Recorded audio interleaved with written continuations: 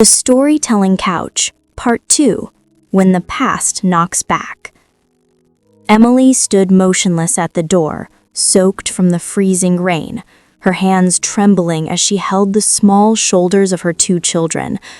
The porch light flickered above her, casting shadows across her swollen eyes that once sparkled with pride, but now looked like shattered glass. Her voice cracked. "Mom, please, can we come inside?" Inside the dimly lit living room, Martha froze. Everything inside her chest tightened. Her heart, her breath, her memories. For a long moment, she simply stared at the woman at her doorstep. This was her daughter, yet the daughter she remembered was not the one standing here now. The Emily she knew was fierce, opinionated, proud to the point of cruelty. She had said words that cut deeper than knives. "You're not good enough for my life. Stay away from me. You embarrass me." But the Emily standing here tonight looked nothing like the one who walked out years ago. This Emily was broken, reduced, silently begging for the love she once rejected. The thunder rumbled behind her. The children, a boy around 7 and a girl no older than 5, clung to her legs like frightened little birds. Their clothes were damp, their hair messy, their cheeks pale with cold.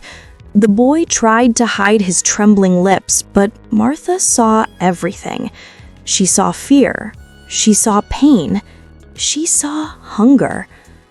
"Emily," Martha whispered, her voice barely holding together.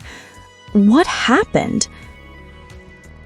Emily attempted to speak, but her breath hitched. She opened her mouth, then collapsed into sobs so heavy they shook her entire body. "Mom, I lost everything." Her words cracked like dry wood. Martha stepped forward instinctively, her mother's heart overriding every wound, every memory of pain. She placed her hands gently on Emily's face.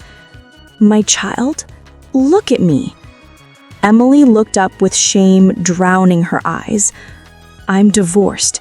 He left us. He took everything. I have no home, no job, no money, nothing. I didn't know where else to go." She wiped her tears with the back of her shaking hand. "I know I don't deserve your forgiveness, but please, Mom, for the sake of my kids, let us stay just one night." The rain hammered harder, as if the sky itself was crying with them. Martha felt her throat close. Every painful memory tried to rise, but something stronger overcame it. A mother's heart.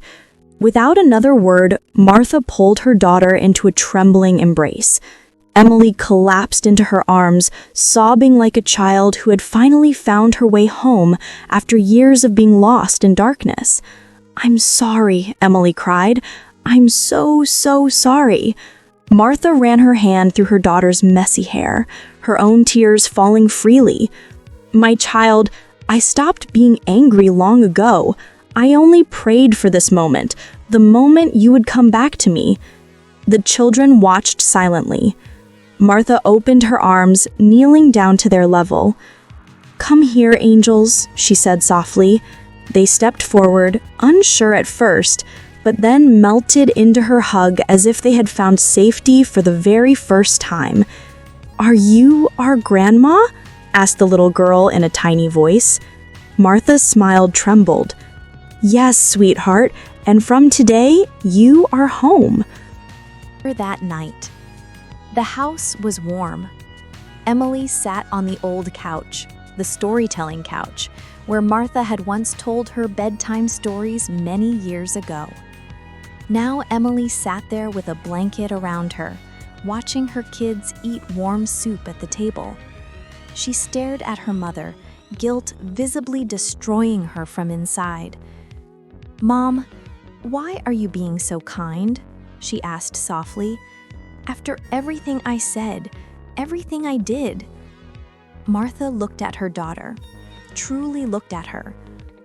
"Because pain changes people," she said gently. and I can see yours. Emily lowered her head. I don't know how to fix my life. You don't have to do it alone anymore, Martha replied, placing her hand over hers. I'm here, and I will not leave you. The lamp flickered as the rain softened outside. Emily's tears fell silently, not out of sadness, but out of relief. For the first time in years, she felt safe.